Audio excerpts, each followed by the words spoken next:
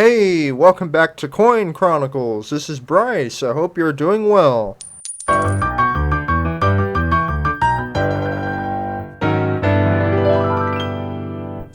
Today we will take a look at the history of the year 1956, and we will look at some coins from the year.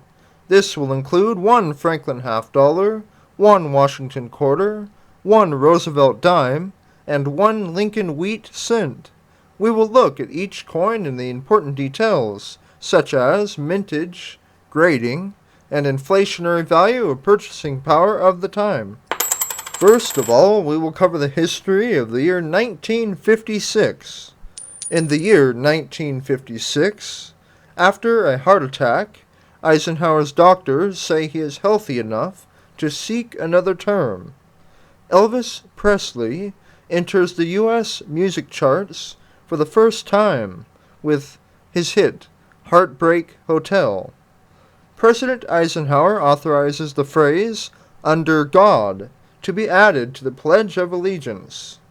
A TWA Lockheed Constellation and Douglas DC-7 collide mid-air over the Grand Canyon, killing all 128 people aboard both aircraft. A Lockheed U-2 reconnaissance aircraft makes its first flight over the Soviet Union. A resolution of Congress is signed by President Eisenhower, authorizing "In God We Trust" as the U.S. national motto. The Bell X-2 becomes the first manned aircraft to reach Mach 3. The epic film The Ten Commandments, starring Charlton Heston as Moses, is released in the U.S., as it will become one of the top 10 highest-grossing films of all time. In the 1956 presidential election, President Dwight Eisenhower defeats Adlai Stevenson in a rematch of their contest 4 years earlier.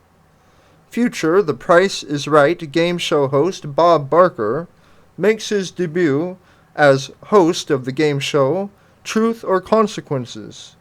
The first snooze alarm clock, the hard disk drive, the quadruplex videotape, the shopping mall, Play-Doh, Surt's breath mints, and Yahtzee dice game are invented, and the songs Que Sera, Sera, Whatever Will Be, Don't Be Cruel, Heartbreak Hotel, My Prayer, The Wayward Wind, and The Poor People of Paris are released. First, let's take a look at the 1956 Franklin half dollar. The 1956 Franklin half dollar has a size of 30.6 millimeters and a weight of 12.5 grams. Its composition is 90% silver and 10% copper. Its designer is John R. Sinek. Its mintage is 4,701,384. Its inflationary value for the year 1956 is $5.77. Its numismatic values range from $19 in good condition up to $70 in brilliant uncirculated mint state condition. Now let's take a closer look at the 1956 Franklin half dollar from my collection. So, as we take a look at this 1956 Franklin half dollar, we see that it's in pretty good shape for its age. We have a nice luster on this obverse side. We also clearly can read all of the words, and we see a nice detailed outline of Franklin and some details on him. But as we turn to the reverse side, we see that most of the words on the Liberty Bell have been worn off. However, there's a nice luster on this side, and we can easily read all of the words quite clearly, and we still see a detail outline of the eagle there. But overall, if I were to grade this coin, I would give it a grade of extremely fine to about uncirculated condition. Now, let's take a look at the 1956 D Washington quarter. The 1956 D Washington quarter was minted in Denver. It has a size of 24.3 millimeters and a weight of 6.25 grams. Its composition is 90% silver and 10% copper. Its designer is John Flanagan. Its mintage is 32,334,500. Its inflationary value for the year 1956 is $2.89. Its numismatic values range from $10.32 in good condition up to $31 in brilliant uncirculated mint state condition.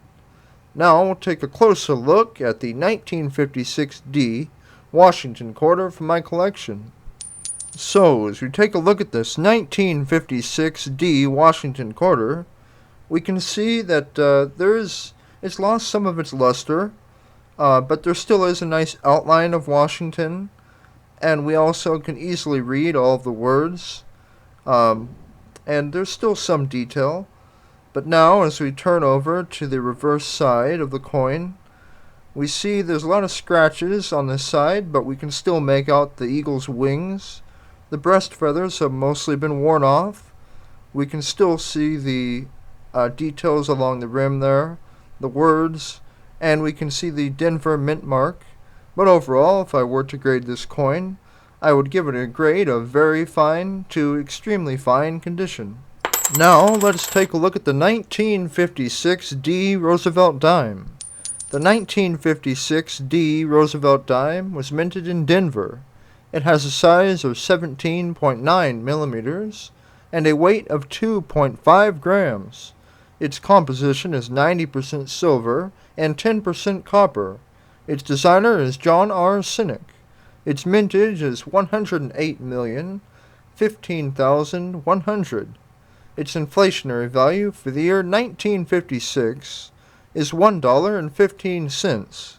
Its numismatic values range from $3.24 in good condition up to $9.26 in brilliant uncirculated mint state condition. Now we'll take a closer look at the 1956 D Roosevelt dime from my collection. So, as we take a look at this 1956 D Roosevelt dime, we can see that it has quite a bit of wear from over the years. However, we still see some of the details in the silhouette there of Roosevelt, and we can still read all of the words, including the date, and even the designer's engraving mark. But it still has a little bit of a luster, but it's lost most of it over time. But now, as we turn over to the reverse side, we can see that we still see the Denver mint mark. There's just slight detail on the torch and the leaves near the torch there. And we can easily read E pluribus unum as well as the other words. But if I were to grade this coin, I'd probably give it a grade of fine condition. Now, let's take a look at the 1956 Lincoln Wheat Cent.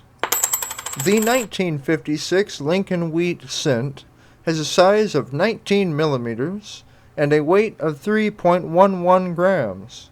Its composition is 95% copper and 5% tin and zinc. Its designer is Victor D. Brenner. Its mintage is 420,745,000. Its inflationary value for the year 1956 is 12 cents. Its numismatic values range from 5 cents in good condition up to $1.16 in brilliant uncirculated mint state condition. Now we'll take a closer look at the 1956 Lincoln Wheat Cent from my collection. So, as we take a look at this 1956 Lincoln Wheat Cent, we can see that it looks pretty good for its age. It has a nice luster still, and we still see a great silhouette of Lincoln there. We still see great, very clear details of his suit and his bow tie, for example, and read all of the words as well. But as we turn over to the reverse side, we see similar condition to the obverse side. We can still see the finer details in the wheat there near the rim.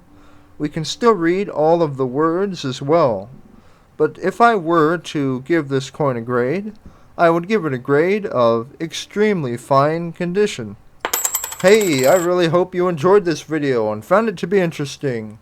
For more videos, please like and subscribe. Thank you, keep on collecting, and have a great day.